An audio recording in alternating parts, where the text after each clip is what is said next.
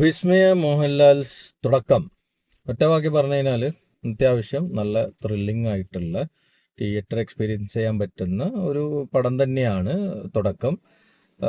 നല്ല നല്ല സ്റ്റോറി, പിന്നെ ജൂഡ് ആൻ്റണിയുടെ അത്യാവശ്യം നല്ല അടിപൊളി ഡയറക്ഷൻ, ഫൈറ്റ് സീനാണെങ്കിലും പിന്നെ ഇത് കൊണ്ടുപോയിരിക്കുന്ന രീതിയാണെങ്കിലും എല്ലാം ഇഷ്ടപ്പെട്ടു. പക്ഷേ തിയേറ്റർ മസ്റ്റ് വാച്ചാന്ന് എനിക്ക് പറയാൻ പറ്റില്ല. കാരണം എനിക്ക് അങ്ങനത്തെ ഒരു ഫീല് കിട്ടിയിട്ടില്ല. അതായത് ടിക്കറ്റ് വലിയ വിലക്കൊക്കെ കൊടുത്ത് പോയി കാണുക, അങ്ങനത്തെ ഒരു ഫീൽ എനിക്ക് എന്തായാലും കിട്ടിയിട്ടൊന്നുമില്ല. Vismaya Mohanlal is like okay, I mean wow എന്നുള്ളൊരു സംഭവമൊന്നും ഫീൽ ആയില്ല. ബട്ട് യാ, പെരുമ്പാവൂരിൻ്റെ മകൻ അടിപൊളി.